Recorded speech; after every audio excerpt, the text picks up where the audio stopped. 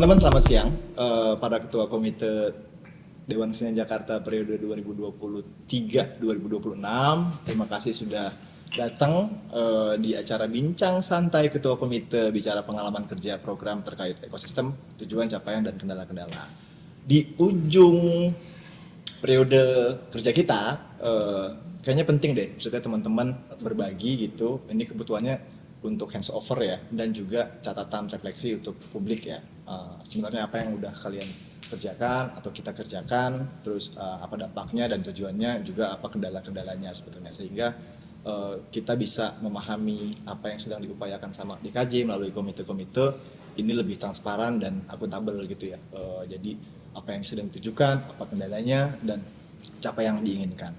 Jadi sekali lagi saya terima kasih buat Jos, buat Fajria, buat Sugar, buat Arham, Mas Adit, dan Dani yang ganteng, adik bontot katanya, telah datang gitu ya. Jadi mari kita gunakan kesempatan dan forum ini sebagai satu forum yang reflektif, santai gitu, melihat ke depan. Karena mau nggak mau sebetulnya kalau kita ngelihat timeline DKJ, periode ini sedang mengukir sebuah sejarah di 58 tahun berdirinya DKJ gitu. Sehingga di tahun ke-58 dan sejarah apa yang sudah kita kerjakan ini bisa juga terdistribusi ke teman-teman. Juga mungkin barangkali kepada kepengurusan DKJ yang akan datang. Jadi mari kita mulai. Satu pertanyaan singkat buat teman-teman yang bisa dijawab dengan santai, pointing aja, nggak usah lama-lama gitu ya. Kalian bisa ceritain nggak sih pengalaman kerja program kalian selama ini gitu, di periode 2003 sampai 2006, terkait capaian, apa pengaruh dan tujuannya sama ekosistem, kendala, dan katakanlah dampak yang diharapkan. Mulai dari Dani mungkin ya. Yang lain dulu kali. Oh ya betul. Oke. Kan nikah gitu. 2 jam ya. Aku mulai dari Mas Adit kali. Apa tuh tadi? Iya itu program. Iya, komite teater selama periode ini sebenarnya apa yang sudah dilakukan gitu. Kenapa itu penting dilakukan, dan apa tujuannya buat ekosistem, dampaknya, juga kendala-kendala kerjanya ya.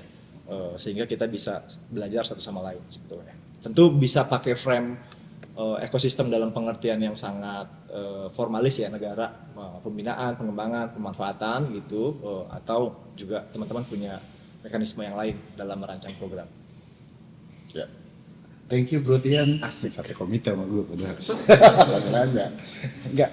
Iya kan dari awal juga waktu komite pertama teater ngumpul ya kebetulan memang ya semuanya kita udah saling kenal ya satu sama lain di luar DKJ gitu. Jadi secara prinsip sebetulnya sudah sama-sama bisa membaca peta di Jakarta khususnya gitu. Nah, komite teater saat ini mungkin programnya yang paling banyak ya kalau diurai satu-satu gitu. Sebenarnya benar tadi frame-nya Tian bilang frame pemerintah gitu dengan konsepsi pembinaan, pengembangan, pemanfaatan, dan pembinaan gitu. Nah, teater Jakarta luar biasa tumbuh sebetulnya gitu, kayak misalkan dari anak-anak sampai dewasa gitu dalam konsepsi pembinaan. Akhirnya kita berupaya sebenarnya menerjemahkan itu gitu. Makanya dari itu sudah berjalan berapa tahun beberapa gitu yang akhirnya kita teruskan dan kita benahin. Nah, dalam konteks itu sebenarnya memberi ruang kepada publik masyarakat teater dari tingkat anak-anak sampai tingkat dewasa. Kita adakan forum pembinaannya gitu ya. Forum pembinaan lomba. Nah, itu sempat kita juga usulkan dulu festival teater tradisi ya. Juga ada untuk sebagai forum teman-teman tradisi. Nah, dalam konsepsi pembinaan itu sebenarnya kita udah lengkap gitu komite teater pada saat itu gitu. Dari festival teater anak, festival teater pelajar, festival teater kampus, festival teater Jakarta, dan festival teater tradisi dalam konsepsi itu. Nah terus, kita kan juga berbenturan sama pergub sebetulnya yang diterjemahkan dalam pergub. Komite boleh menyelenggarakan hal-hal yang sifatnya riset, diskusi, workshop, dan lain-lain sebagainya. Oleh karena itu, atas dasar itu komite teater menerjemahkannya ada 3 program yang akhirnya kita usulkan adalah produksi distribusi pengetahuan teater sebagai forum workshop dan diskusinya, dan mendistribusikan pengetahuan dan laboratorium teater, serta memproduksi naskah-naskah teater lewat program sayembara naskah.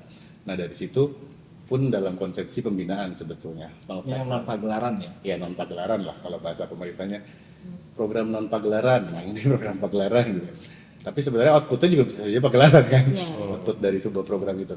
Nah tentu ada program strategis lain gitu yang kita jaga. Sebenarnya itu sudah terjadi sejak 2017 itu Jakarta International Theater Platform yang sampai saat ini terus dikembangkan dan ditumbuhkan secara ekosistem lebih jauh lagi gitu loh. Dan program-program lain yang sebenarnya kemarin masih on progress tapi tidak cukup dikerjakan pada tahun ini. Nah sebenarnya ngelihat dari semua itu kan dari pembinaan, pemanfaatan sampai pengembangan sudah ada semua nih di Komite Teater secara struktural. Cuma memang tadi siapa yang mempertemukan mereka sama marketnya itu ya kita belum sempat kerjakan kan kemarin sempat kita menyusun, mudah-mudahan di periode berikutnya bisa terrealisasi ya. Kita sempat mengusulkan Jakarta Performing Art Market ya untuk sebagai output. Akhirnya ada agensinya ketika semua konsep kerja itu sudah dibangun dari pembinaan bla bla bla sampai akhirnya sudah layak nih seniman ini atau kelompok ini untuk di pasar diagensikan lebih luas. Nah, mengupayakan sebenarnya DKJ dalam hal ini Komite Teater menjadi kayak pusat informasi tentang bagaimana teater di Jakarta itu utuh jadinya. Kita tuh dalam konsep kerja pengennya begitu sebetulnya. Nah tapi itu tentu tidak berjalan dengan baik gitu, nggak semuanya baik lah.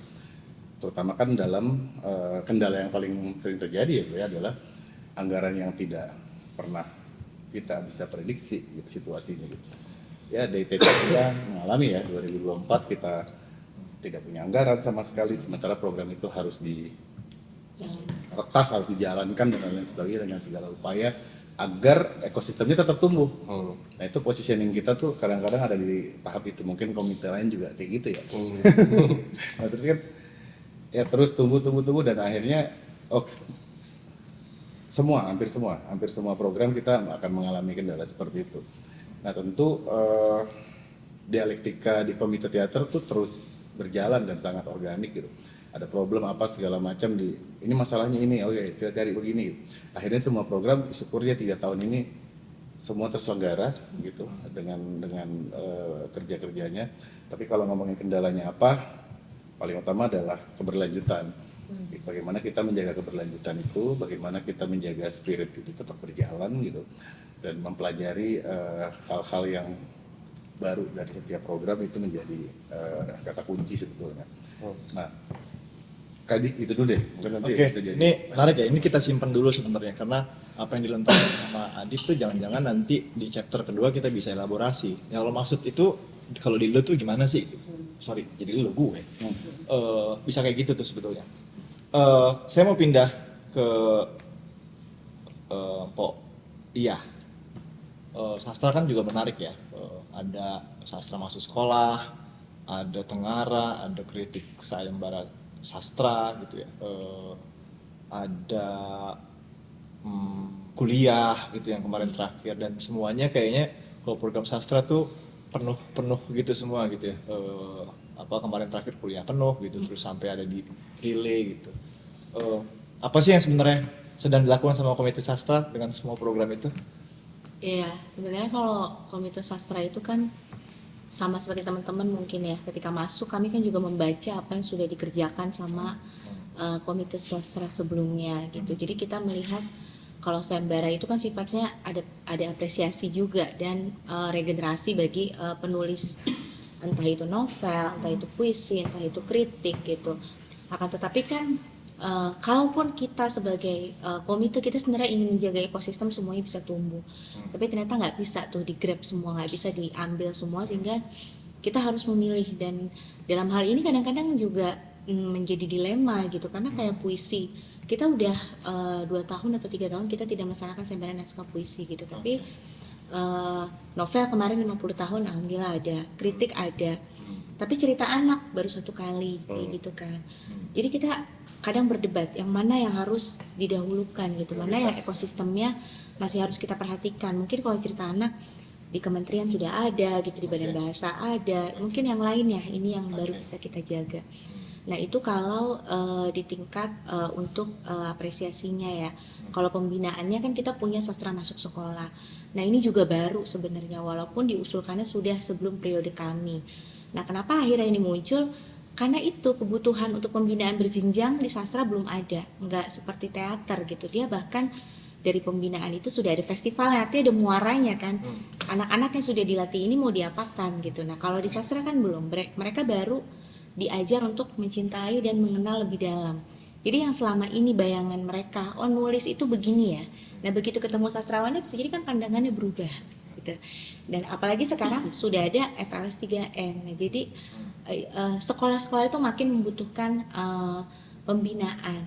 Ini kan pembinaan yang belum pernah dilakukan gitu, bahkan dia di dinas ini juga nggak tersentuh gitu pembinaan.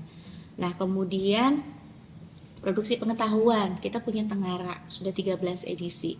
Bahkan kalau saya lihat dibanding jurnal kritik lainnya, kritik sastra, Tengara satu-satunya yang gaya bahasanya tuh tengah-tengah gitu. Jadi dia mau ngomongin hal yang serius, tapi dia ngambil nggak terlalu ilmiah. Berbeda dengan jurnal. Kalau jurnal kan tiap fakultas bahasa misalnya, tiap fakultas sastra bisa jadi ada. Tapi Tengara enggak, dia agak populer tapi tetap kemasannya ilmiah dan tulisannya panjang. Kalau populer kan kita cuma berapa sih 5.000 kata gitu ya, 3.000 kata. Tengara bisa 10.000 sampai 15.000. Artinya kan perlu riset gitu ya. Dan yang tadi pemenang sayembara kritik ini bisa dimuat di Tengara. Kemudian kalau kita distribusi pengetahuan, kita juga ada workshop, ada kelas penulisan. Beberapa kali kita pernah bikin seperti misalnya lokakarya di menulis kreatif bersama Rati Kumala, menulis tentang kota dan budaya. Dan kemudian ada kuliah tengah tahun, itu sebenarnya ada juga kuliah awal tahun, itu sebenarnya membaca situasi-situasi kritis yang terjadi di masyarakat yang sebenarnya itu perlu kita itu apa ya, kita itu duduk untuk melihat lagi sebenarnya apa sih yang sedang terjadi gitu, dan bagaimana katakanlah kaum terdidik atau intelektual itu bahkan mungkin solusi yang ditawarkan tidak bisa dilakukan, tapi paling tidak itu bisa dibicarakan. Karena ternyata ruang-ruang dialog atau ruang-ruang gagasan itu bagi orang-orang itu diperlukan. Mereka itu perlu mengurai masalah yang kalau misalnya zaman sekarang itu cuma disimpan sendiri, itu jadi penyakit gitu kan. Tapi ketika itu dibicarakan secara terbuka, saya ini ternyata ada masalah ini, ada masalah ini, masalah ini. Yang itu bukan karena pribadi kita terus terang, itu kan karena banyak faktor di luar diri kita sendiri, dari negara gitu kan, dari sekitar. Nah ketika diurai, apa yang bisa saya lakukan, apa yang sebaiknya, itu bisa jadi solusi yang kita tawarkan. Jadi itu muncul adanya kuliah tengah tahun dan kuliah awal tahun. Tentu saja tantangannya itu saya menyambung Mas Adit, selain keberlanjutan gitu ya, tentu saja perlu nafas yang panjang untuk menjalankan program-program ini, karena memang program itu nggak dimulai 2 bulan atau 3 bulan selesai gitu, tapi ada program yang disusun mungkin 6 bulan sebelumnya, seperti Jakarta International Literature Festival gitu ya, JILF itu memang diadakan dulu itu rencananya tiap tahun, tapi jadi 2 tahun karena tergantung dengan anggaran. Pernah ada kami nggak dapat sama sekali tahun 2024, itu kecil banget gitu, dan bahkan untuk mendatangkan pembicara internasional tuh nggak mungkin, padahal judulnya International Festival. Tapi kan perlu apa ya, perlu orang gila gitu loh yang mengerjakan ini gitu ya kan, yang tidak hanya melihat angka anggaran ini bisa atau tidak dilaksanakan. Nah itu menurut saya sebuah tantangan yang besarnya itu di situ, bagaimana kita mampu mengatasi hambatan-hambatan yang muncul sebenarnya tidak adanya dukungan yang memadai untuk program. Bahkan kalau misalnya pun nanti sudah ada dukungan, tetap saja biasanya ada hambatan-hambatan, misalnya dalam komunikasi, kerjasama, dan itu sekali lagi harus dipikirkan bahwa yang kita lakukan ini adalah untuk DKJ, itu untuk masyarakat Jakarta, untuk kesenian. Jadi yaitu harus bagaimanapun harus terlaksana dan berhasil. Seperti itu Mas Tian. Oh, oke. Makasih Po. Iya, menarik yang keluar nih teman-teman ya. Pertama tuh ngomong memilih program prioritas ya, atau mana yang masih kemudian penting dalam posisi DKJ mengambil perannya gitu ketika dia harus memilih program yang sebetulnya ada dan mana ketika ada batasan dia harus dipilih gitu ya. Tadi Poya tuh munculin mengambil peran, tapi cara ngambil perannya ngelihat ekosistem yang besar. Kayak cerita anak udah ada di kementerian gitu, jadi kayak ngelihat peta gitu, terus kemudian baru ngambil peran. Terus juga ada endurance yang baru keluar gitu, kalau tadi Adit ngomong soal anggaran, terus keberlanjutan ditambahin ada endurance. Kita kumpulin dulu gitu ya catatan-catatan ini, terus menarik banget untuk kita jelajahi apa yang juga terjadi di komite musik. Mungkin ya Pak Arham bisa Pak Arham. ada bagi nggak sih keseruan-keseruan di komite musik secara program? Ya, terima kasih Bro Tian. Ya kalau di komite musik itu, karena musik itu memang sudah tumbuh ya kalau di industri ya. Industri itu di Jakarta apalagi itu udah jadi barometer ekosistem musik di beberapa wilayah di kota-kota besar kayak Bandung, Surabaya, Makassar ya. Barometer musik industrinya pasti Jakarta. Tapi di Dewan Kesenian ini sejak awal komite musik itu concern dengan musik kontemporer. Dimulai dari sayembara komposisi di tahun 78 tuh diperkasai oleh Pras Haryadi dan Sugeng Harjana untuk mencoba memberikan ruang untuk musik yang sedikit agak berbeda Dari industri tadi. dari industri tadi. Jadi musik kontemporer itu awal-awal lahir itu di sayembara itu membuat beberapa orang-orang yang hidup di musik itu kebingungan kan, ini musik seperti apa gitu. Sampai akhirnya ternyata LPKJ yang sekarang IKJ itu di prodi musiknya lah yang berperan pertama kali di sayembara komposisi itu, karena Pras Haryadi juga mengajar di situ. Akhirnya ada pemenangnya pada saat itu, Frankie Raden, dia juara tapi tidak ada program untuk pementasannya atau pagelarannya tadi kan. Akhirnya dibuatlah Pekan Komunis Muda yang sekarang namanya Pekan Komunis Indonesia. Jadi Pekan Komunis Muda itu awalnya tahun 79. Selain Frankie Raden yang juara, ada beberapa komponis dari beberapa wilayah di Indonesia yang kebetulan juga pengen tahu seperti apa sih musik kontemporer itu. Jadi kayak ada Mas Tanto Mendut, ya, ada Otto Siddharta juga, terus ada Pak Kompiang juga. Jadi intinya kayak Aswadi juga dari Jogja. Ternyata musik kontemporer tuh ekosistemnya sangat kecil banget gitu. Berbeda dengan kita ada 4 program selain Pekan Komunis Muda atau Pekan Komunis Indonesia, itu ada International Ethnic Music Festival itu dari tahun 2019. Itu bagaimana melestarikan tradisi juga mengembangkan tradisi. Sebenarnya ada 2 hal yang sebenarnya sangat sulit ya dilakukan gitu, karena kalau memang betul-betul mau melestarikan, tadi kayak kata Mpok Iya ya, itu udah ada wilayahnya misalkan di LKB ya, atau kalau pelestarian udah ada kampus-kampus yang memang kayak di Solo ada Karawita, ada prodi yang memang melestarikan musik-musik tradisi, ada etnomusikologi. Tapi kalau pengembangan, nah ini yang agak sedikit berbeda karena itu juga bersentuhan dengan industri lagi. Kalau pengembangan terlalu berkembang, DKJ sendiri pernah membicarakan tentang world music di Meja Bundar. Itu pertama kali Meja Bundar membicarakan batasan sampai mana sih world music itu.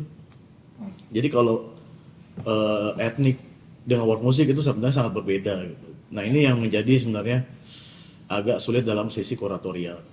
Tetapi di internasional kebanyakan memang namanya itu world music yang lebih ini membawa tradisi jadinya ke world music, jadinya ke entertain gitu. Sehingga Ethnic Music Festival ini sedikit berbeda. Dia masih mempertahankan nilai-nilai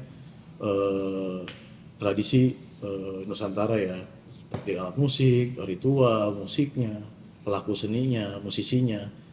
Berbeda dengan world music, makanya ini tantangan banget sih sebenarnya buat komite selanjutnya untuk betul-betul bisa mengkurasi dan bekerja sama orang-orang yang tadi udah ada ekosistemnya. Terus kalau yang dua lagi itu ya chamber musik itu turunan dari bentuk orkestra ya sebenarnya. Itu musik klasik konvensional barat, musik konvensional barat. Ya ini sebenarnya hanya Jakarta sebagai kota urban harus memang mempunyai apa istilahnya berperan juga dalam ekosistem musik konvensional barat atau musik klasik di global gitu. Ya. Biasanya Jakarta harus punya orkes. Tadinya punya orkes itu dari DKJ itu inisiasi Jakarta City Philharmonic. Beberapa tahun ternyata balik lagi masalah pendanaan. Ya. Hilang Jakarta City Philharmonic. Akhirnya ya udah bikin chamber aja yang kelasnya musik kamar kan, chamber itu ya cuma 8 orang tapi tetap memainkan karya-karya musik konvensional barat. Gitu. Ya ini memang fokus, tapi kebetulan tahun ini sempat mau mengadakan itu tapi yang levelnya itu komponisnya dari Indonesia 3 generasi. Ya nanti mungkin periode selanjutnya akan jalan. Jadi musik konvensional barat ya instrumennya barat, terus bentuk-bentuk musiknya barat, ya seperti itu. Itu di chamber musik. Yang terakhir itu yang bersentuhan masyarakat itu musik masuk pelosok. Oke. Itu baru juga diinisiasi ya oleh periode sebelumnya. Bagaimana balik lagi karena Dewan Kesenian Jakarta bersentuhan dengan masyarakat. Ya udah yang benar-benar bersentuhan di pelosok-pelosok daerah di Jakarta yang memang karena Jakarta kota urban ya. Permasalahan pasti banyak sekali gitu. Dan estetika masyarakat urban itu nggak sama dengan masyarakat kota-kota lain gitu. Sehingga kalau di musik masuk pelosok, wah itu pasti sangat unik tuh. Orang-orang kota urban, orang-orang pelosok melihat musik itu seperti apa sih. Nah ini tantangan juga sih. Misalkan orang pelosok mungkin nggak tahu musik swing, musik bebop, musik jazz gitu ya. Atau orang pelosok nggak tahu juga musik Beethoven, Stravinsky dan lain-lain. Atau musik tradisi pun juga nggak tahu juga jangan-jangan. Orang-orang pelosok. Bahkan bisa juga orang pelosok nggak tahu tuh komponis itu siapa, musik kontemporer itu apa. Jadi kalau dirunut ya sebenarnya saling berantai ya. Sirkulasi ya di program komite musik. Cuma tantangan yang paling berat emang yang tadi di awal itu pekan komponis, bagaimana musik kontemporer itu bisa ekosistemnya itu betul-betul dijaga karena cuma satu-satunya. Ya. Saat ini program yang memberikan ruang untuk musik kontemporer dan komponis-komponis yang membuat musik kontemporer ya. Di Indonesia. Itu hanya pekan komponis loh. Di Indonesia. Di Indonesia. Walaupun sebelumnya itu ada YCMF ya. Yogyakarta Contemporary Music Festival itu 2014 setelah Slamet Abdul Syukur meninggal itu hilang juga. Jadi harapannya memang cuma ini. Maka harus bekerja sama dengan stakeholder di luar nih, Dewan Kesenian Jakarta Komite Musik. Saat ini banyak asosiasi komponis yang udah mulai bangkit kayak Indonesian Composer Collective, ada perempuan komponis, terus ada suara apa gitu ya, kalau nggak salah saya lupa tuh. Ya. Itu diinisiasi oleh Pak Oto juga ya, Pak Rosidata. Jadi harus bersama-sama sih karena itu yang paling sulit. Itu aja sih. Thank you Arham. Arham juga negesin soal posisi ya teman-teman ya, posisi Komite Musik DKJ. Dia mulai dari sejarah gitu ya. Kalau memang ada ekosistem industri yang udah settle, established di luar gitu ya, secara industri soal musik, kemudian Komite Musik melalui sejarahnya juga sebenarnya juga sedang menegaskan posisi musik yang lain gitu ya, yang membuka ruang gitu ya, memproduksi pengetahuan dari sana. Thank you Arham, penting sekali. Sama-sama. Ya nanti kita elaborasinya kita tahan ya, karena nanti penting ketika crossing teks gitu ya, teman-teman bisa mengelaborasi lebih jauh gitu. Karena kan jadinya kita sekarang kayak lebih ngerti, terus terang ya, saya aja lebih jadi oke, apa yang sedang diupayakan tuh sebenarnya jadi lebih kelihatan. Saya mau pindah ke Pak Dhani kali ya. Boleh. Pak Dhani. Sekarang mau, tadi nggak mau. Oh ngomongin itu. Pak Dhani gimana Pak Dhani? Seni rupa nih juga diam-diam menghanyutkan nih. Tiba-tiba ada. Tahu-tahu Iya gitu, kan, rame. tahu-tahu ada. Tiba-tiba di busway, Banyak. tiba-tiba di situ, tiba-tiba. Sebenarnya tidak menghanyutkan mesti kan, tapi kita punya jaket anti pelampung atau anti banjir. Oke, ceritain dong. Artinya apa tuh? Ceritain dong jaket anti banjir. Jaket anti banjir dan pelampung ya. Oke. Iya, karena kalau di Mayday dong. ini kalau di komite seni rupa sendiri pun nggak bisa nggak bisa bekerja sendiri ya, otomatis kan dari 5 anggota itu juga memiliki peran penting terhadap di komite itu sendiri kan. Jadi emang program-program yang kita punya tuh sebenarnya nggak terlalu banyak, nggak seperti teman-teman komite yang lain kan programnya banyak ya. Kalau kita paling cuma setiap tahun tuh paling ada 2-3, mungkin di 2026 ini kita punya program ada 6, tapi tetap kita pegang cuma 3, karena kan periode kita kan cuma sampai di tengah-tengah kan, di tengah-tengah bulan Juli Agustus ini. Jadi kalau untuk di program-program seni rupa sebenarnya kenapa menghanyutkan, karena kita bekerja emang bener 6 bulan sebelum kegiatan itu berjalan, karena emang semua kan berpikir ya mesti terhadap konsep, siapa pengisinya, terus kurasinya siapa, karena kan sifatnya kebanyakan kalau di seni rupa kan pameran ya, pameran dan juga ada beberapa juga yang lebih kayak seperti pameran khusus perempuan yang pengetahuan perempuan kayak lab perspektif perempuan, lalu ada masterclass, di situ juga ada isinya penulisan kreatif, kritik seni dan sama kuratorial. Karena di situ kan kita mencoba membangun ekosistem atau regenerasi. Jadi kayak kita bagaimana sih caranya untuk mencari atau menambah sistem dari kurator yang baru seperti apa sih gitu. Kayak regenerasi kurator-kurator yang baru, karena kan seniman berjalan terus ya, bertambah terus kan tiap tahun, karena ruang lingkup seni rupa pun sekarang besar banget nih, kayak galeri-galeri di Jakarta tuh udah menjamur ruang dan banyak banget. Nah di sini tuh kita cuma bisa seperti kayak merawat aja sih jatuhnya di seni rupa atau di Dewan Kesenian Jakarta, karena kan program yang udah banyak itu kan kita juga mempertahankan program yang udah ada, yang udah seperti program yang udah ada sebelumnya, jadi kita cuma melanjutkan aja dan merawat itu, seperti Jakarta Biennale yang usianya pas di tahun 2024 itu 50 tahun. Nah kebetulan kan saya di situ sebagai di komite seni rupa mencoba untuk bagaimana sih meningkatkan atau melanjutkan dari semangat teman-teman atau senior kita di Dewan Kesenian Jakarta di tahun 60-an kan. Mereka kan yang membentuk pameran seni lukis Indonesia atau Jakarta. Nah itu kan berlanjut akhirnya menjadi Jakarta Biennale. Nah itu gitu. Jadi kita mencoba itu supaya terus sustainable atau berlanjut di next selanjutnya gitu. Dan di samping itu juga kita juga regenerasi untuk seniman nih, pameran-pameran seperti kayak kemarin kita sudah menyelenggarakan di 2026 ini Cipta Art Award, yang dimana kita mencoba dengan konsep tuh prasravana, jadi dari benih ke bentang. Bagaimana sih mereka mencoba untuk berkesenian kan otomatis butuh yang namanya regenerasi kan. Jadi kita coba untuk membuka itu dan kita mencoba untuk energi-energi baru atau ide-ide yang fresh untuk dilanjutkan sebagai seniman-seniman yang akan mendatang di masa depan. Paling itu sih Mas ya, program yang kita punya. Thank you banget ya. Buat saya Dani juga munculin konteks tadi ya, yang baru pembagian kerja ya, dari 5 gitu pembagian kerja itu muncul. Ini juga satu hal yang penting ya kalau ngeliat nanti kita elaborasi ya. Dia diam tapi ada gitu ya, diam terus DKJ kayak penuh lukisan penuh patung gitu. Kalau yang itu sih kebanyakan kita juga kan kadang yang tadi Mas bilang kita punya program yang di luar dari program itu sendiri kan. Jadi kita tuh pernah kerjasama dengan MRT untuk membuat seni ruang publik yang ada di Duku Atas, dan juga ada beberapa kita mencoba membuat pameran lukisan, lirisisme tentang peran sejarah atau peran-peran seniman dulu tuh di era sekarang tuh masih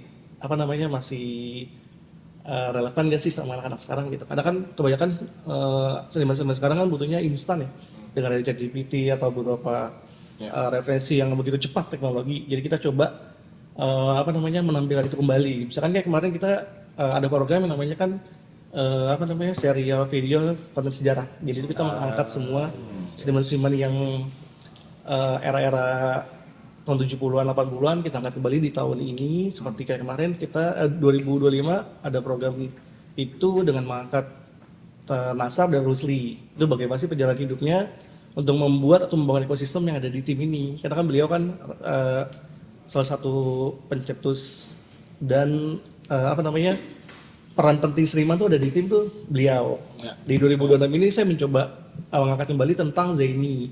Nah Zaini kan kebetulan juga salah satu anggota komite seni rupa kan di tahun 1974. Nah beliau juga seorang pelukis dan itu kita angkat kembali lukisan-lukisan tersebut. Gitu. Karena kan di salah satu lukisan Pak Zaini itu juga ada karya judulnya Demonio kalau nggak salah itu yang ikut Sao Paulo Biennale. Nah, itu salah satu lukisannya pernah kita tampilkan.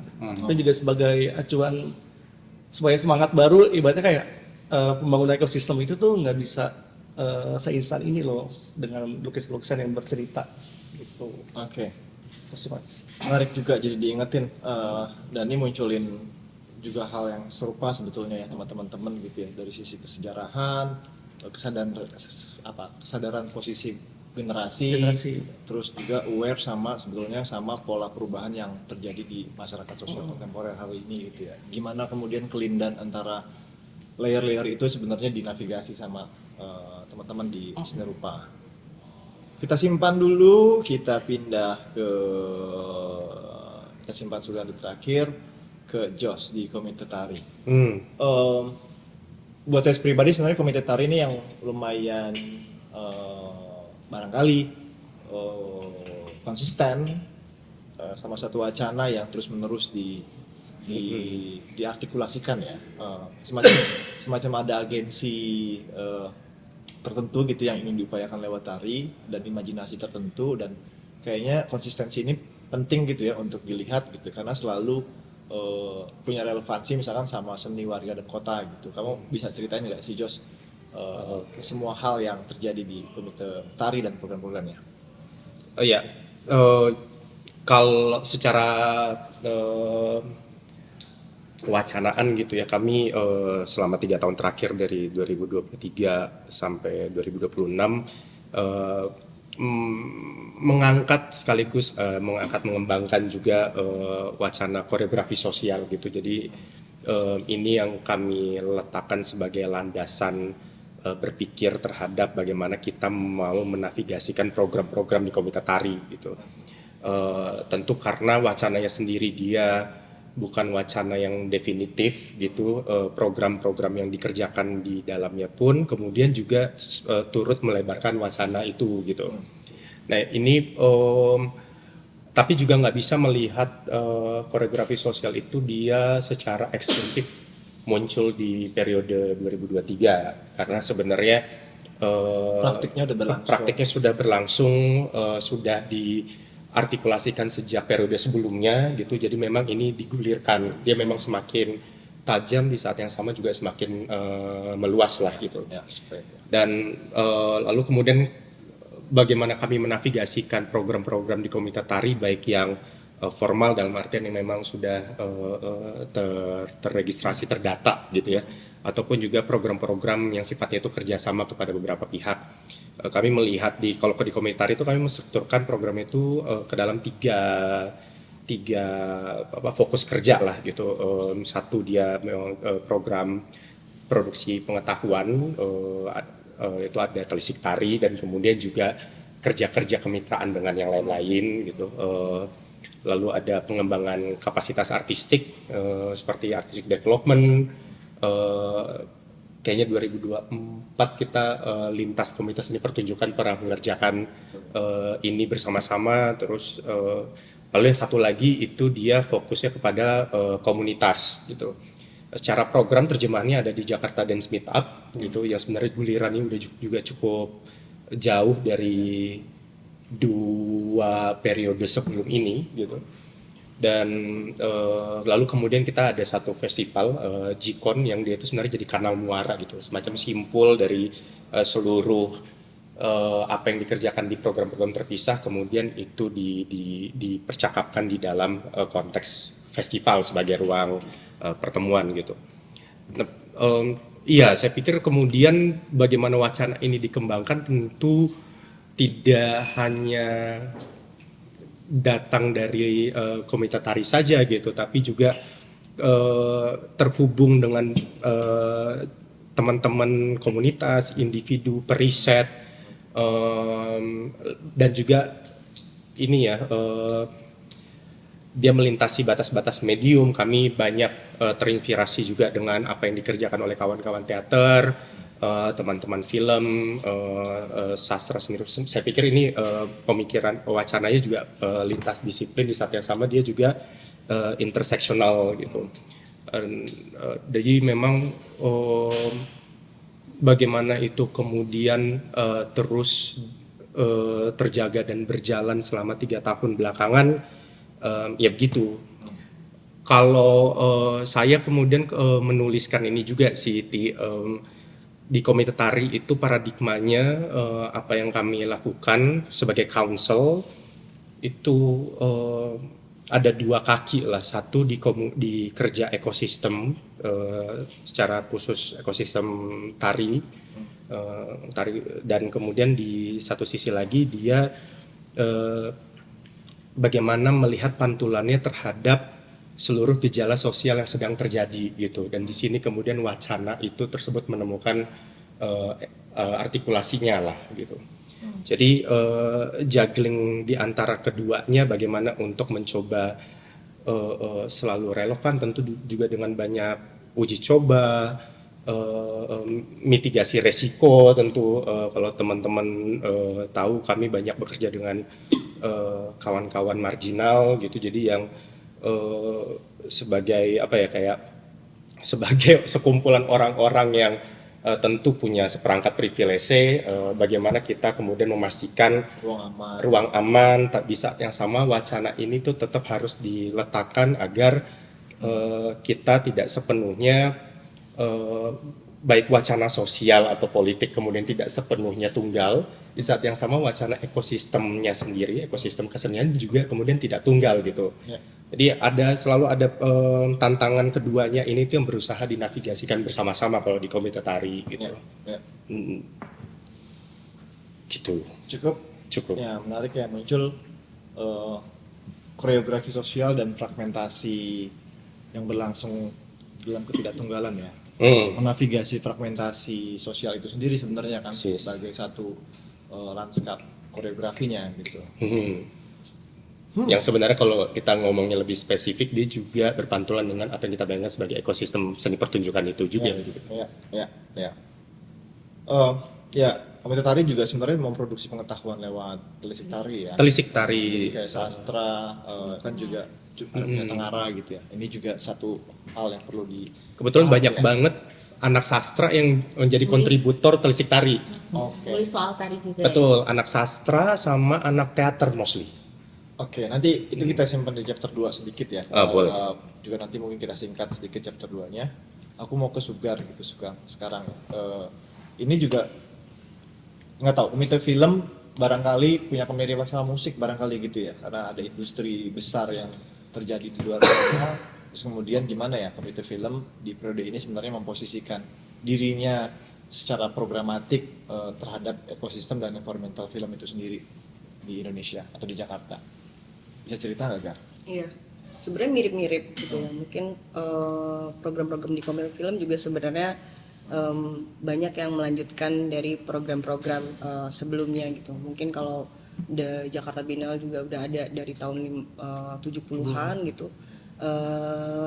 Kineforum itu sendiri kayak Kineforum itu sendiri itu mulai dari Kine Club yang juga tahun 70-an dan dimulai oleh Pak Salim Said gitu. Dan sebenarnya bahwa tradisi menonton ruang alternatif itu terus ada dalam tradisinya Taman Ismail Marzuki, DKJ gitu. Dan ternyata setelah kita lihat di ekosistem film sendiri bahwa ternyata itu juga masih jadi alternatif gitu. Bahwa selama ini industri film mungkin lebih berfokus pada bioskop, produksi komersil, dan seringkali perbincangannya juga lebih banyak kepada jumlah penonton, jumlah layar gitu. Dan akhirnya kami di DKJ, kami dari Komite Film juga berpikir bahwa kita harus masuk dalam lini-lini yang di luar dari mainstream tadi gitu. Masih soal Kineforum gitu. Dan Kineforum itu sebenarnya juga jadi lab di mana eksperimen-eksperimen itu terjadi gitu. Kita anggaplah sebenarnya Kineforum itu seperti sekolahan informal buat teman-teman film gitu. Nggak semua orang bisa afford untuk masuk sekolah film misalnya. Tapi ketika misalnya mereka di Kinoforum, itu mereka bisa bereksperimen, mereka bisa membayangkan pengetahuan film yang sebenarnya bisa dijadikan modal mereka untuk siapa tahu mereka tertarik untuk terjun di dunia film gitu. Karena di Kinoforum itu sendiri selain nonton film dan diskusi, juga ada yang namanya Kinoforum punya kelas. Nah, kelas-kelas pun yang diprogramkan oleh Kinoforum punya kelas, itu juga kelas-kelas yang kita lihat nih apa sih yang belum gitu. Karena memang di industri film tadi udah hidup banget gitu ya ekosistemnya gitu. Kalau mau lihat kelas script writing, kelas menulis kelas directing atau kelas produksi film itu sebenarnya udah banyak banget. Bahkan secara online ataupun dibuat oleh ya semacam bisnis industri juga gitu. Tapi misalnya ada kelas-kelas seperti tata kelola atau manajemen film festival atau kuratorial atau programming film, itu yang sebenarnya jarang ada dan itu yang diambil oleh teman-teman di Kinoforum. Misalnya juga ada kelas audience design itu misalnya bagaimana mempertemukan penonton dan audiensnya gitu. Nah itu juga dicoba di desain oleh teman-teman di Kinoforum gitu. Ataupun kalau mau menambah produksi, ada yang sebenarnya kelas-kelas yang juga jarang diangkat. Misalnya emang visual effects gitu. Atau misalnya musik dalam film gitu. Jadi teman-teman di Kinoforum itu sebenarnya adalah program-program yang mencoba bereksperimentasi terhadap kegiatan yang bisa diberikan sebagai timbal balik buat masyarakat untuk bisa merasakan atau ikut masuk dalam perbincangan sebagai maker ataupun sebagai penonton gitu. Tapi sebenarnya Komite Film sendiri juga selalu memulai dengan memetakan apa sih yang belum dan kebijakan apa yang ingin kita bawa gitu di setiap program-programnya Komite Film gitu. Sebenarnya juga yang Jakarta Film Commission dan Jakarta Kota Sinema itu kan sebenarnya udah juga dari periode 2020-2023 tuh Komite Film yang sebelumnya. Itu sebenarnya salah satu yang kita bisa bilang bahwa kita berhasil melakukan advokasi kebijakan langsung yang akhirnya diklaim dikerjakan sudah menjadi program kerjanya Pemprov saat ini. Berkelanjutan ya. Iya gitu. Di mana tadinya itu awalnya memang obrolan-obrolan dari stakeholders, komunitas film yang merasa kayaknya kita butuh ini nih gitu. Jakarta butuh film commission gitu. Dan akhirnya DKJ, Komite Film menangkap itu untuk terus dijadikan poin-poin bahasan dalam FGD yang akhirnya berkelanjutan dan sekarang sudah berhasil diakuisisi oleh Pemprov gitu. Juga misalnya soal sejarah dan arsip gitu ya. Itu yang kami lihat bahwa pemerintah mungkin kurang banyak memikirkan di poin itu. Akhirnya Komite Film udah beberapa kali, mungkin juga dari 2020 periode sebelumnya sudah melaksanakan program Maestro Film yang emang itu menggali lagi sejarah-sejarah film gitu, baik bentuknya pameran, jadi juga lintas disiplin, sering juga bekerja sama dengan seni rupa untuk mendesain bagaimana pameran yang cocok gitu. Dan sebenarnya dengan memikirkan tentang sejarah dan arsip itu juga sudah dikerjakan sama Kinoforum dengan program dulu ada Sejarah Adalah Sekarang, itu di mana memutarkan film-film klasik, mendiskusikan maestro-maestro dan tokoh-tokoh perfilman gitu. Selanjutnya memang akhirnya fokusnya di Komite Film juga melihat tadi ekosistemnya luas, apa permasalahannya. Lalu seperti FGD yang semoga saja ini bisa menjadi sumbu atau tunas baru untuk advokasi supaya ada perubahan lagi nanti dari segi undang-undangnya. Misalnya soal keselamatan, kesehatan dan keamanan kerja di produksi film. Nah, kita pernah melakukan diskusi, kita mengumpulkan stakeholders dari berbagai pemangku kepentingan film gitu, memetakan bahwa ini sebenarnya urgensinya ada di situ. Dan ini sebenarnya advokasi juga kepada kementerian yang sangat beragam lintas, misalnya kepada ketenagakerjaan dan juga ekonomi kreatif dan juga Kemendikbud gitu. Nah juga soal kebebasan berkesenian kita juga sering bekerja sama dengan mungkin waktu itu salah satunya Koalisi Seni untuk mengadvokasikan dan juga meriset bagaimana kebebasan bersenian dalam film itu sejauh mana sampai saat ini gitu. Sisanya mungkin mirip sama dengan program sastra, misalnya ada sayembara kritik film, di mana itu memang jadi salah satu fokus juga bahwa mungkin di Indonesia cuma 2 sayembara kritik film ini dilaksanakan, pertama oleh FFI, yang kedua oleh DKJ. Dan ini yang jadi sebenarnya jadi ciri khasnya Dewan Kesenian Jakarta juga, karena memang kritik film itu sekarang jadi sangat secara teori dan strukturnya, jadi kalau tidak ada pakem dan juga tidak ada sayembaranya, kelasnya, itu akan, kalau di sosial media itu banyak sekali yang bisa jadi kritik film, tapi tidak dengan struktur yang sesuai dan juga pembacaannya juga mungkin subjektif atau gimana gitu. Jadi sebenarnya kritik film salah satu istilahnya program yang sangat memberdayakan dan melahirkan penulis-penulis kritik film yang baru gitu. Makanya sebenarnya saya bisa bilang sebenarnya program adalah bahasa kebijakan sih sebenarnya, walaupun kita bentuknya kegiatan seperti kegiatan event seperti biasa, tapi sebenarnya ini dua sasaran yang selalu terjadi gitu, sasaran kepada publik, lalu juga sasaran kepada kebijakan pemerintah. Cukup. Makasih banget ya. Sugar juga setuju sama poin yang terakhir sebetulnya. Program sebagai satu agenda advokasi sebenarnya itu juga satu metode yang efektif ya. Kalau kita ingin punya agensi sama sesuatu, ingin mengadvokasi sesuatu, sebenarnya kan program tuh representasional yang paling objektif kan sebenarnya, karena dalam program biasanya kita melibatkan pihak lain gitu ya, baik tenaga ahli, orang terpercaya, publik dan segala macam, selalu sebagai program tuh diuji coba gitu ya, alih-alih kemudian misalkan hanya kita yang jadi posisi tunggal dalam menguliti satu program yang dibayangkan gitu. Jadi program sebenarnya cukup efektif untuk dibayangkan. Karena juga Sugar ngebentang ya, meskipun ada mirip-mirip dan hampir sama gitu ya, tapi misalkan yang muncul dari Sugar baru nih regulasi ya.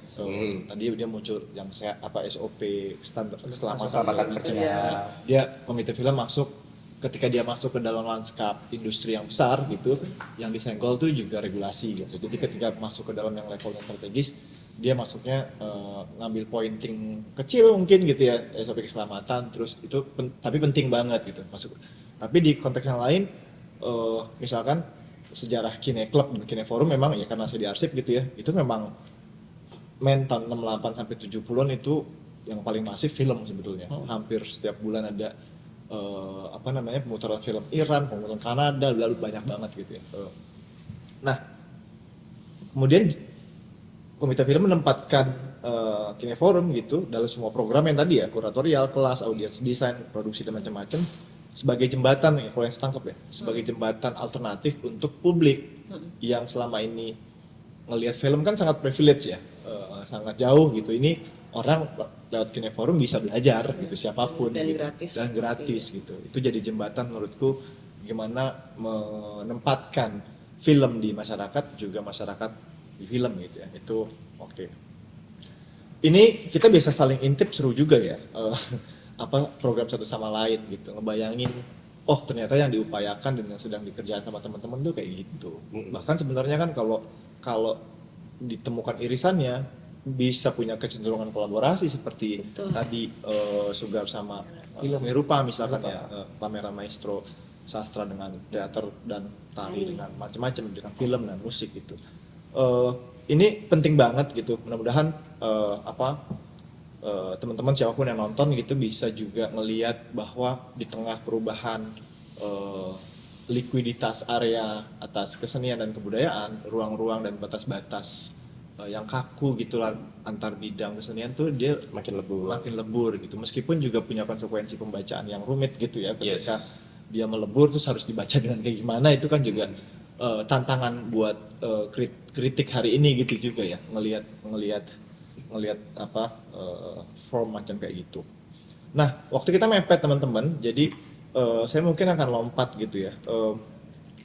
Tadi kan kita saling intip, teman-teman saling cerita masing-masing gitu, dan teman-teman udah mendengar sebenarnya apa yang sedang diupayakan, apa yang jangan-jangan menarik dari apa yang sudah diceritakan sama teman-teman lain. gimana sih teman-teman memahami komite yang tadi udah bercerita? Gimana komite musik memahami dan ingin mengelaborasi atau bertanya apa pentingnya, kenapa lo melakukan itu, apa hubungannya sama, ada nggak yang menarik nih? Kita jump in aja ya, siapa yang mau ngomong gitu, siapa yang menurut teman-teman perlu dielaborasi ceritanya, pengen ditanyain gitu. Tapi dalam konteks program dan konteks DKJ itu menurut teman-teman ada nggak yang penting? Mungkin gue pengen tanya ya. Boleh. Jadi gue saya mau tanya nih Mas Tian. Jadi kan emang seni rupa tuh kalau bikin acara emang mungkin penontonnya tuh nggak selalu banyak ya. Tapi kemarin beberapa kali kan udah berapa tahun datang ke acaranya Toya di Sabtu tuh selalu rame. Kemarin sempat mempertanyakan tuh ekosistemnya bagaimana sih kalau di seni rupa sama sastra tuh kenapa ya kok sastra tuh selalu rame, dan seni rupa pun di sekolah pun juga nggak terlalu banyak peminatnya kan gitu kan, sehingga makanya kalau di dinas kebudayaan tuh atau di PPSB kebanyakan seni rupa tuh nggak terlalu menonjol dibanding teater atau sastra ya kan. Jadi tuh pengen ditanyakan itu kenapa sih bagaimana sih ekosistem yang ada di Jakarta tuh tentang sastra tuh, karena emang setiap acara tuh selalu penuh ya. Apakah lebih menghasilkan menulis atau melukis atau gimana gitu. Ini menarik dan teman-teman bisa jump in ya. Kok iya dulu. Aku kalau ditanya kayak gitu kan setiap orang motivasinya beda-beda ya datang ke acara. Iya, karena kan Tapi kalau sebelumnya kan membaca Iya. itu kan. Iya. Kalau aku sih melihatnya sastra itu juga menjadi ruang bagi kita untuk ini sih pelepasan emosional ya. Jadi khalayak yang datang ke acara-acara sastra itu ada dua versi gitu kalau aku membacanya. Ada yang mereka adalah para penulis yang memang mau bertemu dengan teman-teman dan ekosistemnya, dalam arti ya mereka bersilaturahmi gitu ya, berjejaring. Tapi ada juga yang memang memiliki hobi gitu ya, dan ingin mengetahui lebih lanjut, ingin kenal dengan penulisnya, dengan isu yang ada di dalam karyanya, dengan bagaimana sih misalnya kita membuat karya itu ditampilkan di penerbit, kita ada potensi bagaimana kerja-kerja penerjemahan itu dilakukan gitu misalnya. Jadi kami juga berusaha membaca bahwa pasar kita itu sekarang sedang berkembang, dan generasi termasuk di acara-acara di Pedesa Beasin ataupun di perpustakaan Jakarta gitu kan, yang paling banyak datang itu kan Gen Z dibanding yang milenial gitu. Jadi kami berusaha untuk cari mungkin pembicara yang bisa lebih disukai gitu, yang ada kecenderungan kedekatan dengan pembaca zaman sekarang. Bahkan kadang kayak saya misalnya mau bikin acara, bahkan kadang saya nanya gitu sama mahasiswa gitu ya, kira-kira kamu lagi senang baca apa sih? Kalau kami bikin acara, kamu maunya kami datengin siapa? Gitu. Kemarin pun acara kuliah tengah tahun, kami tanya, kamu datang ke acara ini untuk dengerin A apa dengerin B? Jadi survei kecil-kecilan aja, jadi kita tahu apa yang ada di pikiran itu. Jangan-jangan selama ini kita punya pikiran sendiri dalam otak kita yang beda gitu loh sama yang orang pengen tahu dari kita gitu. Makanya ini perlu diskusi lanjutan yang mungkin tidak ada di forum-forum resmi ya, tidak ada di forum-forum ilmiah, tapi ya forum-forum santai kayak gitu sih. Kadang-kadang mengejutkan gitu jawaban mereka. Ya, pertanyaan Dani kan sebenarnya menggeret kita ke satu pertanyaan besar ya. Tadi udah di-mention sama Sugar sebetulnya ketika ngomongin audience design gitu ya. Terus kalau di seni pertunjukan istilahnya audience development ya. Nah, kalau kita kaitin sama lembaga misalkan ya, sebenarnya kan pertanyaannya jadi siapa publik DKJ gitu. Iya betul. Iya kan, siapa publik DKJ. Artinya kan program ini untuk siapa? Betul. Semua program ini untuk siapa, dan ngebayangin siapa yang akan datang. Bahwa kemudian metodenya tadi ya, memilih narasumber yang karena zamannya berubah ya, ada follow, kita bisa ngeliat orang dari followers, dari macam-macam gitu. Itu strategi bagian dari audience design, dari audience development sebetulnya. Nah, teman-teman mau capin di situ nggak soal audience development, publik DKJ, kaitan sama program yang sedang direncanakan, mungkin pengalaman. Tentu saja tuh repot di kita sebetulnya kalau membaca publik DKJ hari ini. Jadi kan kita ada kalau gue melihatnya justru gue nggak apa-apa ya kayak gue. Saya melihat itu kayak kita ada di dua sisi itu gitu. Iya. Dimana dalam konteks kesenimanan, artistik dan pengembangan karya-karya cipta gitu, kita juga harus ada di situ gitu, memberikan wacana-wacana dan memberikan ruang. Tadi kan hampir semua komite punya programatik yang menghidupkan wacana, memberikan ilmu pengetahuan gitu. Tapi di satu sisi ada programatik yang penontonnya harus hadir gitu. Jadi kan kayak dua sisi yang perlu dinavigasi ulang gitu. Bagaimana membangun audience development. Tapi kan saya pikir 3 tahun terakhir ini kita juga udah cukup lumayan mendistribusikan itu ke penonton yang lebih banyak gitu. Nah itu yang menariknya tuh adalah di posisi itu bagaimana penontonnya hadir lebih banyak di posisi wacana dan ilmu pengetahuan dan pilihan komite musik kontemporer dan ruang-ruangnya tentu tidak populis yang belum tentu dipilih oleh publik untuk hadir, tapi kita berupaya untuk membangun itu. Nah itu tentu perlu strategi sendiri ya, karena kita ada di ruang yang berbeda sama ruang-ruang seni populis. Nah tentu kita punya data audience development kalau komite teater membangun itu setiap tahunnya kita membangun sistem datanya supaya di program-program selanjutnya kita juga bisa menginvite kembali kan sebenarnya. Karena kita mengundang kembali sampai hari ini ya, terutama di Jakarta International Theater Platform kita selalu mendata dengan rapi itu dan kita mengundang kembali. Tapi aku bisa bilang kalau di sastra ya, salah satu cara yang kami lakukan itu adalah memilih isu yang benar-benar relevan dan dekat dengan apa sih problematika yang terjadi gitu loh di Ya, masyarakat. meskipun Jadi, isunya sangat wacana banget. betul. Jadi kalau mereka kena, oh iya ini loh yang lagi gue alamin gitu, biasanya Nah, bisa dapat. Kemarin kan kuliah tengah tahun tuh kan dua orang yang sangat wacanatik betul. banget. Iya. Ya. Oke, mau Silakan. share apa Silakan. satu hal yang aku tandain dari pengalaman Jikon terakhir ini yang minggu lalu, karena buatku tahun ini penyelenggaraan Jikon itu punya penonton yang lebih konsisten selama penyelenggaraan festival gitu. Ya. Apalagi karena semua programnya rata-rata indoor, jadi keukur banget kan gitu. Nah tapi sebenarnya tuh banyak sekali penonton baru. Iya. Nah ini kan yang sebenarnya kita bayangkan ketika program pertunjukan, bagaimana mendevelop penonton baru nge-grab gitu. Satu hal yang dikerjakan di komite teater dengan perawatan publik penonton itu satu hal yang baik. Terus bagaimana kita meletakkan satu isu yang relevan itu juga tentu sebuah strategi yang baik untuk kemudian grabbing. Tapi kemarin tuh di Jikon kami mengeksersis satu hal yaitu tadi tuh memastikan festival ini adalah ruang aman bagi keberagaman. Jadi inklusivitas itu dibarengi dengan aksesibilitas. Gitu. Jadi begitu dan ini yang sebenarnya kami pikirkan cukup keras karena ketika membayangkan sebuah festival yang cukup aman didatangi teman-teman trans, teman-teman queer, tentu juga teman-teman perempuan gitu. Itu mesti ngebangun perangkat apa sih namanya kayak safety measurement-nya gitu loh. Dan ketika itu digerakkan bersama-sama oleh publik, jadi itu selama festival kemarin Jikon itu berjalan 2 hari, tapi program side-nya udah berjalan dari 3 hari sebelumnya gitu. Nah akumulasi itu tuh yang kemudian meletakkan ruang encounter di dalam festival itu kemudian menjadi aman.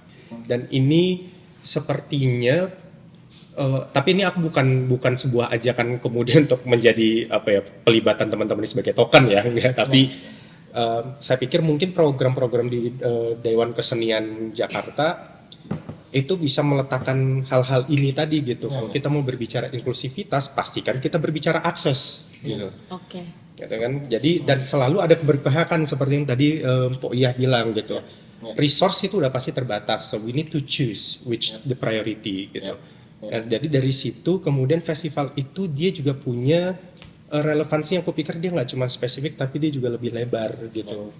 Jadi dan kawan-kawan tuh bisa masuk mengalami festival, mengalami program, mengeksersis ekspresinya mereka di dalam program Dewan Kesenian itu juga tanpa perasaan takut gitu kan. Nah itu saya pikir tuh yang jadi hal berharga sih. Tentu aku juga catatan lainnya, ini kerja yang lumayan panjang yang dilakukan oleh komite tari gitu. Tapi saya juga percaya di banyak lini di Dewan Kesenian juga melakukan hal yang sama. Saya ingat waktu itu kita ngobrol ketika kita ngegarap ini bersama Komite Teater dan Komite Musik PER. Satu hal yang kita letakkan tuh adalah kemudian tidak meletakkan gender ke dalam biner laki-laki dan perempuan semata gitu. Jadi kita juga membuka ruang juga untuk keberagaman gender itu sendiri, dan saya pikir space making seperti itu yang bikin program kita minimum acknowledge the existence. Langkah berikutnya adalah creating the safe space gitu. Saya tahan sampai situ dulu. Oh, sorry kepanjangan itu. Poinnya define apa publik sebenarnya. Exactly. Kemudian dia jadi mengkategorisasi, membuat layer, akses gitu. Jadi sebenarnya mendefinisikan kembali apa itu publik, sebenarnya dia punya turunan yang besar banget gitu ya buat program gitu. Ada yang mau jump in lain nggak? Boleh ya. Satu atau dua singkat ya. Dani tadi Singkat-singkat di musik itu sempet saya tuh bikin tulisan matinya apresiasi musik kontemporer. Terus di share ya. Dan banyak orang-orang senior-senior tuh yang bereaksi gitu. Jadi kenapa matinya itu karena ketika pengen komponis 2025 ya. Itu ada temanya aktivasi ekosistemnya musik kontemporer. Ada dari anak-anak, musik kontemporer untuk anak-anak, ada musik kontemporer untuk yang komponis muda, ada yang senior tuh, waktu itu ada Kang Dodi Satya ya sebagai komponisnya. Beliau padahal orang hebat, beliau muridnya belajar di Jerman, tapi ternyata orang-orang tidak aware gitu, bahkan kalangan akademis. Makanya ditulislah itu. Padahal dulu itu IKJ itu ada peminatan komposisi, tapi udah hampir 10 tahun mungkin lebih ya, udah ditutup. Gitu. Poinnya? Jadi poinnya dulunya tadi saya cerita di awal itu adalah lahirnya karena 79, 78 itu ada Frankie Raden dari IKJ. Sekarang IKJ nggak pernah melahirkan komponisnya untuk ikut pekan komponis, kan itu parah gitu, kacau. Dan beberapa institusi di luar sana juga kayak di UPH itu udah peminatan kontemporer udah nggak ada. Dulu ada band Asmus. Jadi sama publik. kaitan sama publik, jadi apa ya, keingintahuan publik itu udah sulit karena cuma satu nih program, cuma satu-satunya gitu. Jadi nggak kayak dulu banyak sekali ya, bahkan di Salihara menandakan pianisnya John Cage, Margaret Longtan gitu. Jadi ekosistemnya udah mati gitu. Jadi ini tantangan banget sih, makanya harus ada juga di luar dari DKJ, dari komite musik yang memang harus juga bisa menghidupkan itu, karena kalau kampus itu nggak bisa DKJ itu yang mengadvokasi, harus asosiasi yang mengusulkan untuk membuka prodi komposisi. Ini juga baru tahu ya, ternyata DKJ itu DKJ itu ada batasannya juga untuk mengadvokasi. Makanya perlu apa sih? Kolaborasi lah. Perlu kolaborasi lah. Ya, cukup poin. Sugar? Ya, kalau program-program komite film sebenarnya soal audiens nggak selalu soal kuantitatif, tapi soal kualitatif gitu. Selama ini pengalaman-pengalaman melihat Kineforum gitu ya, walaupun mereka sebagai ruang tonton yang waktu itu sebelumnya rutin, nggak selalu itu penuh gitu. Tetapi suka melihat, mungkin saya sendiri melihat gitu ya, penontonnya itu penonton setia yang memang akhirnya mereka growing dari situ, dan beberapa tahun ke depan mereka jadi seseorang di ekosistem film. Yang tadinya misalnya saya bisa lihat dulu dia penonton setia, tiba-tiba dia jadi sekarang kritikus. Atau misalnya yang dulu dia anak IKJ yang setiap istirahatnya atau setiap waktu luangnya nonton di Kineforum, sekarang udah jadi filmmaker, one of the filmmaker.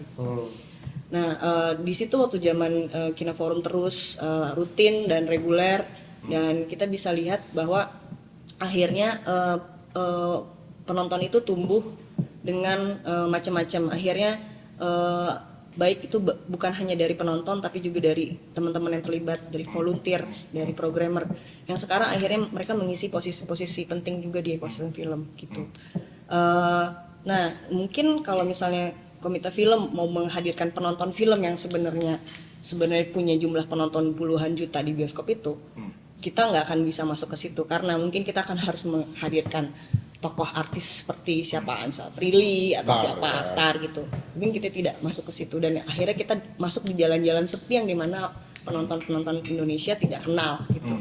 Mau nggak mau akhirnya itu ada mappingnya memang jemput bola gitu, dan sebaiknya ada anggaran khusus untuk melakukan jemput bola itu yang harusnya kita nggak mau gimana nanti akhirnya itu jadi masuk secara desain gitu.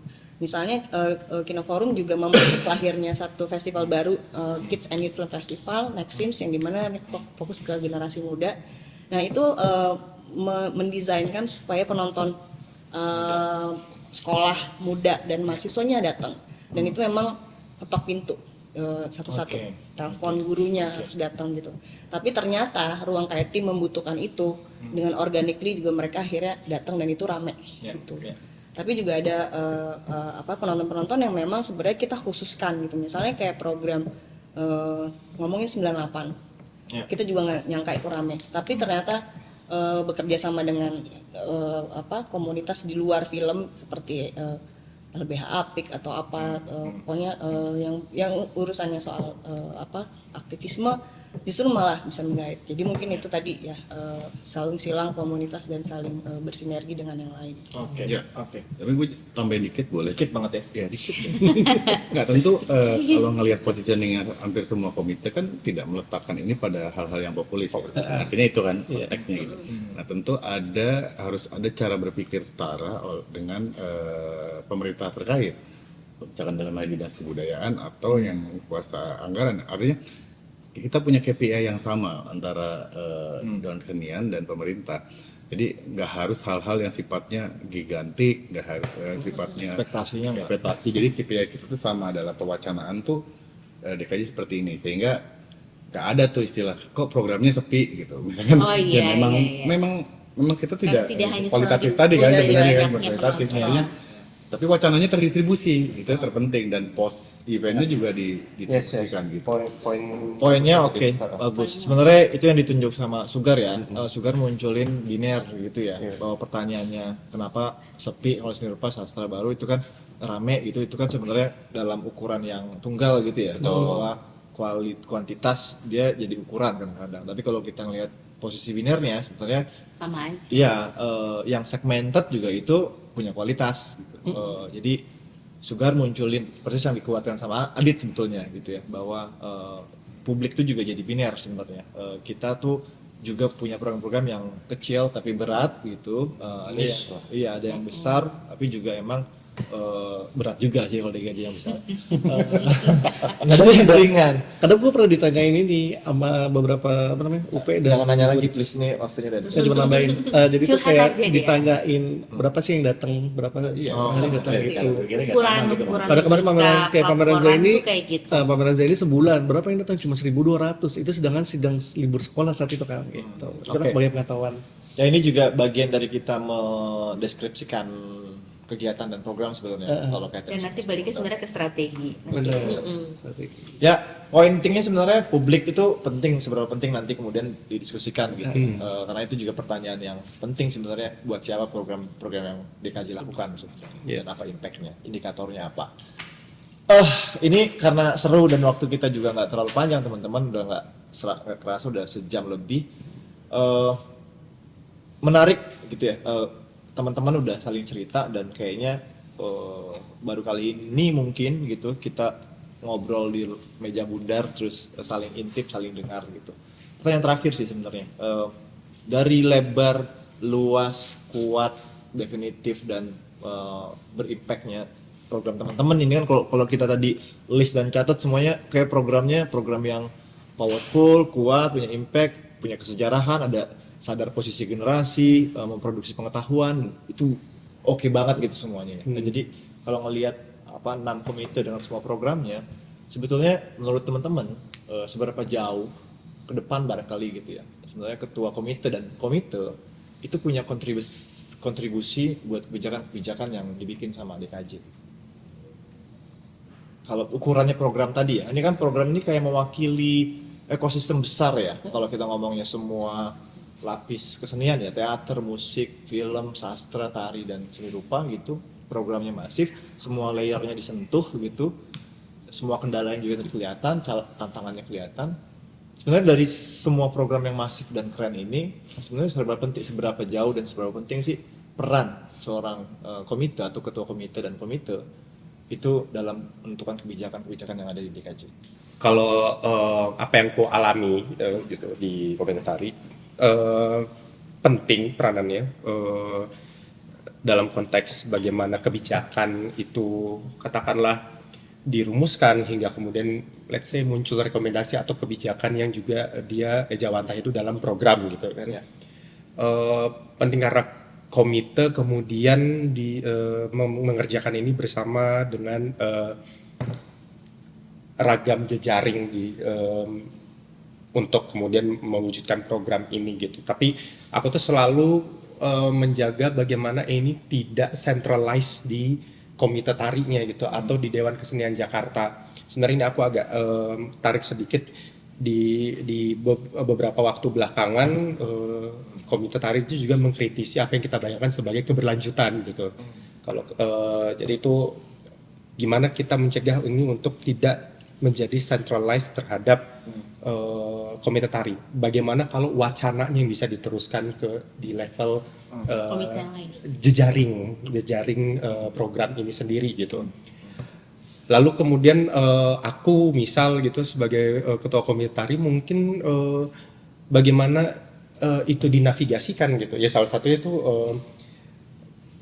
tentu kan yang paling bisa aku lakukan sebagai ketua itu adalah menjaga spirit ini ya, spirit untuk dia kemudian tidak menjadi centralized di komite tari. Teman-teman bisa membawa wacana koreografi sosial di dalam konteks lokalnya masing-masing. Tidak perlu dengan skala yang masif, bisa saja dengan skala yang lebih spesifik, lebih kecil gitu. Komite tari, lalu bagaimana komite tari terus mencatat, mengkritisi wacananya sendiri gitu, dan kemudian melebarkan jejaring kerjanya gitu. Saya pikir ada di situ gitu. Nah tentu di melampaui itu lagi, kemudian mengarah kepada Dewan Kesenian Jakarta sebagai lembaga, maka seluruh kerja-kerja ini kan perlu di-establishkan menjadi sebuah dokumen rekomendasi gitu. Nah ini saya pikir koordinasi yang ini kemudian juga adalah satu koordinasi yang penting gitu. Jadi dia agak multitude gitulah, berlapis-lapis. Karena kan sebelum dijawabin, karena kan sebenarnya kalau kita pointing kan banyak kesamaan ya, regenerasi gitu ya, kebijakan, pengetahuan gitu ya, sejarah gitu, hampir semuanya ngerjain itu gitu. Ini kan kayak gimana dia menjelma dalam konteks DKJ gitu ya, ya kan? Benar. Dia masuk ke dalam bahwa oke, DKJ sebenarnya punya peran dan fungsi begitu gitu. Peran Aku mungkin menyambung apa yang dibilang Jos ya. Posisi ketua itu justru ketua komite ya, justru dia sangat penting karena memang dia itu dia bukan hanya menjalankan program ya, tapi juga menjaga supaya arahnya tuh benar gitu. Kemudian prosesnya itu sesuai dengan apa yang sudah direncanakan. Kan ini kan butuh orang yang bersedia untuk ini loh ngelihat arahnya ini ke sini, jadwalnya begini, nanti ujungnya begini. Gak bisa dilakukan hanya oleh staf saja gitu. Jadi memang harus dilakukan oleh orang yang benar-benar melototin tuh program gitu dari A sampai Z. Kalau misalnya nggak bisa, ketua tuh bisa menunjuk anggotanya untuk membantu menjadi bagian-bagian dari program ini, mana yang bisa dia kerjakan, mana yang bisa dia delivery atau dia tugaskan ke orang lain. Tidak semua terbeban. Akan tetapi justru garis besarnya itu dilihat oleh ketua komite gitu. Ini mau gimana sih gitu. Tujuan ini apa, tujuan ini apa, tujuan ini apa, tujuan ini apa. Dia akan melihat, kemudian merekomendasikan hasil kerja ini dan apa-apa yang belum dilakukan. Karena terus terang banyak sekali yang kami juga belum sentuh. Proposal-proposal yang masuk komite sastra tuh banyak gitu. Yang minta kita bahkan hadir, minta kita jadi fasilitator, minta dibantu ini itu masih banyak yang kita kadang kewalahan juga. Jadi ini garis besar ini harus ada yang sama-sama melihat kerja apa yang belum sempat kita lakukan, kemudian ke depannya tuh bagaimana? Apakah kita satu tujuan ke situ gitu? Jangan-jangan yang satu maunya lurus, satu maunya belok gitu kan? Nah, gimana supaya ketemu? Nah, itu kan yang dia perlu apa ya? Komunikasi. Menyingkirkan egonya gitu, menyingkirkan maunya. Saya maunya gini, tapi yang ini, po aku gini, po ini aja. Akhirnya ya udah gini, gimana jadinya? Itulah. Oke, ada yang mau Ada jawabin? kemampuan Singkat ya. Singkat bisa tetap. Iya. Kalau dokumennya ketua harian kita gitu kemarin pada saat presentasi ada di situ dicetuskan dibilang tuh ada dua pilar yang dikerjakan kebijakan ekosistem dan kebijakan program. Nah itu ada dua hal tuh yang tadi kalau kita tadi menginventori dari masing-masing visi dari komite gitu, merasa setiap dua pilar itu tuh berangkatnya harus dari komite. Iya. Ya, itu peran komite itulah yang paling tahu publiknya sebenarnya gitu, karena kita yang komite yang bersentuhan sama wacananya, sama publiknya, sama perkembangannya dan lain sebagainya. Nah kalau kita mengerucut kepada dua pilar itu tidak imajinasi gitu sebenarnya isunya itu bisa berangkat dari komite gitu, yang akhirnya DKJ tahun ini perlu membuat kebijakan apa atau rekomendasi kebijakan apa kepada gubernur atau ke DPRD atau apapun itu, atau rekomendasi DKJ atau edaran kepada publik terkait apa sebenarnya, terkait isu apa. Nah, itu sebenarnya bisa berangkat dari wacana-wacana yang terjadi dimunculkan komite oleh komite kan. gitu. Nah, peran komite justru itu yang mengumpulkan gitu loh.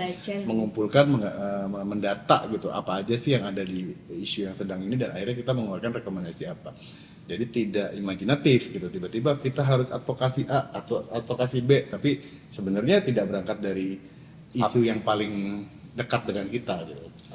Isu dari apa yang kita temui dalam program kita. Dalam program Betul. kita. Nah, program tadi kan sebenarnya sentuhannya ke publik, ke sejarah, ke macam-macam. Ada yang jawabin sedikit? Jadi sebenarnya tadi yang saya mau sampaikan, kenapa akhirnya kita sebagai komite atau ketua komite akhirnya lebih banyak mengerjakan hal-hal yang sebenarnya detail, perintilan anggaran dan administratif, itu jujur jadi mengecilkan peran kebijakan kita yang akhirnya kalau kita tidak banyak memakan waktu di poin itu, kita bisa meluaskannya. Misalnya saat ini tuh program DKJ berpusat dan masih tim center, masih sangat tim gitu. Padahal sebenarnya kita tuh mandatnya Jakarta gitu. Dan itu yang membuat kita akhirnya terpaku dengan kerja-kerja yang akhirnya kebanyakan perintilan yang kalau itu bisa diminimalisir, justru kita bisa mendapatkan tadi echo yang lebih jauh lagi dari komite-komite dengan program yang kita bawa gitu. Nah, bagaimana kebijakan itu bisa terus jadi jauh ya, Jakarta bisa merasakannya, dan itu akhirnya suaranya bisa jadi satu kepada suara bagaimana regulasi dan kebijakan yang akhirnya diambil sama pemerintah bisa lewat dari yang kita echo chamber yang sudah kita buat lewat program-program kita. Jadi diakumulatif Iya. gitu ya. Mungkin misalnya program-program itu bagaimana akhirnya kita bisa numbuhin si komunitas-komunitas kecil yang kita tahu, kita percaya ketika kita mempunyai ide program, kita tahu bahwa mereka bisa yang menghandle secara teknisnya itu yang sebenarnya belum terlaksana di Iya. DKJ gitu. Itu kalau misalnya nanti ada episode kedua, saya pikir tuh yang paling menarik di obrolan itu juga adalah sustainability itu. Ya sebenarnya jadi kayak ekosistem penyelenggara seni ya. Iya. Itu juga satu hal yang penting karena Iya. kita sebagai supervisi yang program merancang dan membuat program, terus kemudian juga kadang-kadang harus mikir mikro manajemennya. Yes. Jadi kayak juga ngatur siapa yang laksanain, harus ngelakuin apa, kadang-kadang kayak gitu karena kita belum punya ekosistem penyelenggara seni di setiap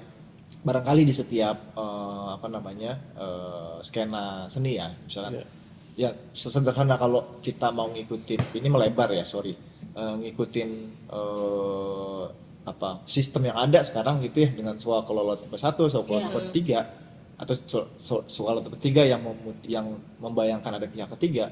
Sebenarnya kan pihak ketiga yang kita bayangkan sebagai penyelenggara seni itu kan bukan IO yang umum kan, tapi bukan. ekosistem kita sendiri sebenarnya yang paham. Nah ini mungkin juga PR ke depan sebetulnya untuk diskusikan di episode kedua podcast DKJ ya. Ini sebenarnya podcast ini Silakan undang lagi ya nanti ya. ini ngomporin Boleh. DKJ punya podcast sebenarnya. Betul. Ke depan. Keren. Jadi, Off ya. Ini kick off. Masih kerja ya gitu. Pilot project ya. Ada ya, episode kick off berikutnya. untuk Jadi sebenarnya Bang Doel lah. obrolan dalam Hostnya kalau perlu jangan diganti-ganti. Iya. Udah Tiana. obrolan dalam gitu dibocorin ke publik itu kan juga Yes. oke sebetulnya ya, apa yang sedang Yes. diupayakan, apa yang sedang Nengok dilakukan dapur ya, nggak itu apa-apa jadi ya. oke. Mungkin nextnya komite tari yang baru dan komite tari yang lama ada saling Hands over-nya di podcast, apa Ih, sih? lucu. Jadi itu ya tercapai. Oke, pakai kostum tari ya. Ada di belakang boleh kasih lihat Oke tuh. teman-teman, terima kasih banget udah datang.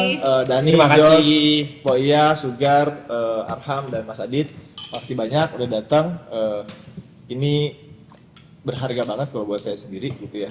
Juga pasti buat teman-teman DKJ yang akan datang, buat publik Jakarta pada umumnya. Jadi teman-teman tahu sebenarnya apa yang sedang diupayakan, apa kendalanya gitu. Oh ternyata gitu. Oh Ternyata ternyata. begitu ya, Ya, jadi anggota gitu. DKJ Jadi, gitu ya. ini penting dan kita dorong mudah-mudahan DKJ yang akan datang juga bisa nerusin akuntabilitas percakapan kayak gini gitu ya. Jadi terima kasih sekali lagi. Terima kasih atas kerjanya di periode 2023-2006 mengakhiri periode ini.